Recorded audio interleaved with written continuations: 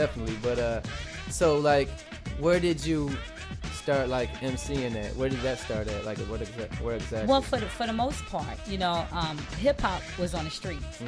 I mean, you started out in the parks. There was no inside.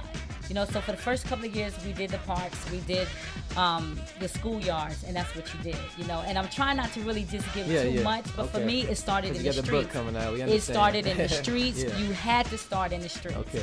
And that's how you got your respect from any and everybody. And in the Bronx, we had different boroughs. Even though New York is made up of, you know, you have New York City, you still have boroughs within New York, which is Queens, Brooklyn, Bronx, whatever. So you played in the streets. You went around to the Bronx, you went to Queens without records. So you know, in order for you to be able to command that crowd, you had to be a good MC. Because when you came out there, people didn't know. It's not like now when you have a record and people come out and they know your record, so they sing it, and you automatically got their attention. You had to prove to them that you was a certified MC, and in order for you to be on the streets and a certified MC, you had to command that crowd, and it was harder back then. I believe it. It was without records. Oh yeah, because then, you know, now people can, you know, they might not even do a live performance. They have a record out before they even do a live performance. It's much easier. It's much easier now, because I mean, if you have a record on the radio, people know it. So when they come in, because they come in to sing your song along, they sing the song along with you, as opposed to being an MC out on the street. If they like you and they knew your rhyme, they would know your rhyme for many years to come. Which, I get that from a lot of people. Okay, all right. So what point in your career did you realize that you were like a big part of hip hop and history in hip hop? For me, immediately. Why? Because back then I wasn't labeled as just the best female MC. I was labeled as an MC because of the fact that I can go against any guy that was out there back then. And see, the misconception about women, you know, as MCs is that they came later. You know what I'm saying? Like, everybody knows that it was Grandmaster Flash and Furious 5, and some may not know that it was the Funky Four, you know, along there too. Or they may know African Bambaataa or Curtis Blow, you know, which came later. But the thing is that me as a female, I was there from day one.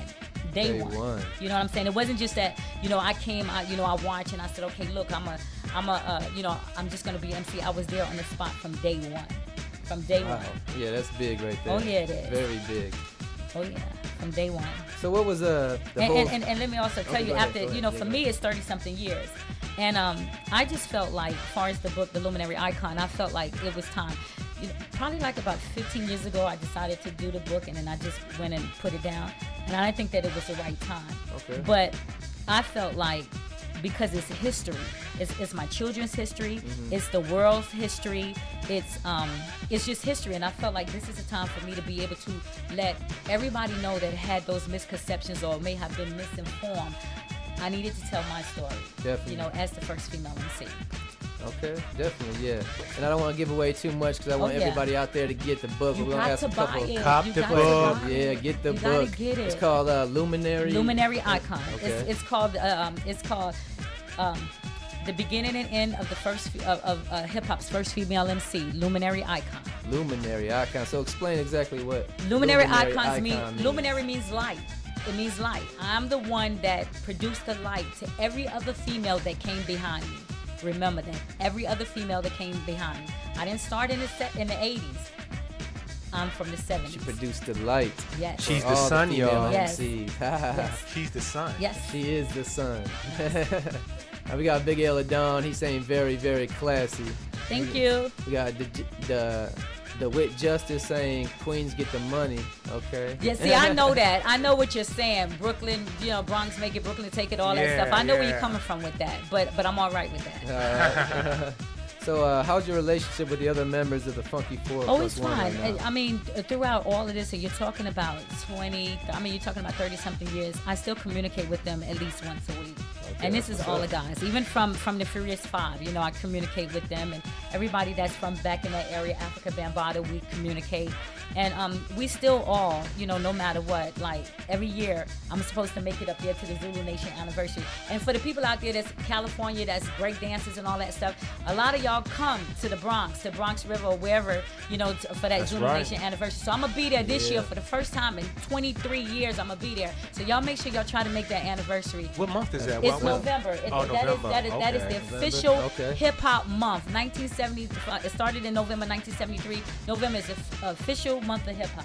Oh, yeah, that's what's up. Yes, it is.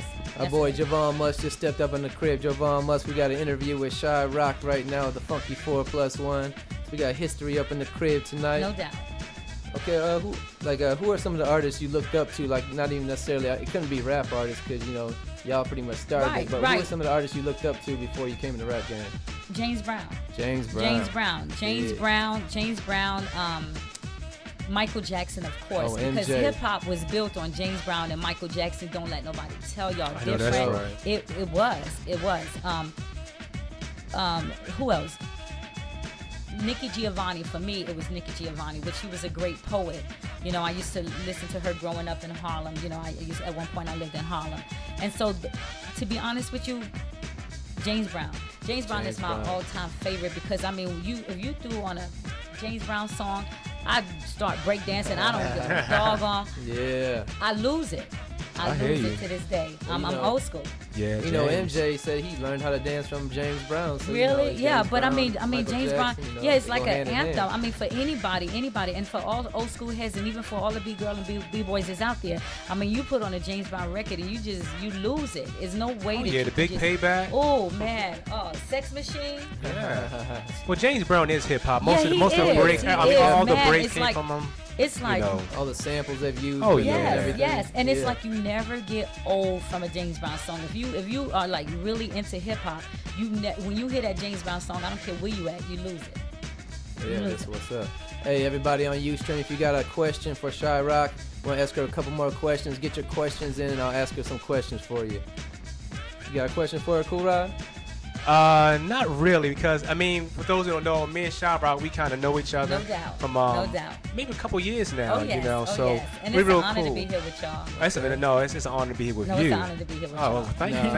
Most definitely with you. We just starting in the game. You know, we in the crib. We looking up to you. In the crib. I ain't never get invited to the crib. You can come up in the crib anytime you want. No doubt. But so right now, like in the hip hop game, how do you feel about the hip hop game right now and where it's at? You know what? The thing about it too is that a lot of people, especially when they do interviews and they talk about like the females and of course, you know, they always ask me, what do you think about the Nicki Minaj's or this and that and that. As a female, no, I should say as an MC first, and then a female. Hip hop is based on being intellectual and universal. Yes. Okay? So for people to say that, oh, maybe, you know, Nicki Minaj is not, you know, a good MC or whatever. My thing is that, you know, you have different people. You have your Nicki Minaj's, you have your Jean Grays, and you have your Bahamadia, and you have your Lauryn Hills or your Little Kims or your Foxy Browns. It's music for everybody. So if Nicki Minaj is not your favorite, you know, MC or whatever, you know, a rapper, MC, whatever you want to call it, then that's you. Go to somebody else. I just think it's entertainment. I think being an MC, as far as even females, it's about being universal. And it's about being able to bring something to the table that nobody else has.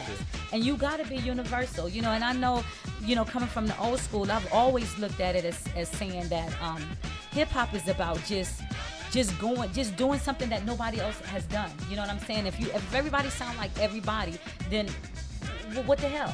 You know, it's good for you to be able to sound different, to be different, and bring something different to the table. Exactly. So I think that right now I don't see where the problem is. You have your choice of what you want to listen to. If you don't like it, don't listen to it. Now, what I do have a problem with is when the radio stations doesn't play people like Common. You know what I'm saying? Or they don't play what's his name? Talib Kweli or someone like that. Or my, you know, that's my homeboy. You know, when they don't play people like that, because I think that they should really offer, you know, a different set of music. Yeah, exactly. However, it is up to the people out there to demand it. And once you demand it, you can control everything. If you don't want to listen to a Nicki Minaj, or if you don't want to listen to, you know, or what's that, you know, what the groups that you don't like, you have a choice of just saying, look, I'm not gonna listen to it, play it in the streets, demand it, go to a station that's playing it, and they'll get the point. Buy the CDs and they'll if you get support the it. point. Right, if you support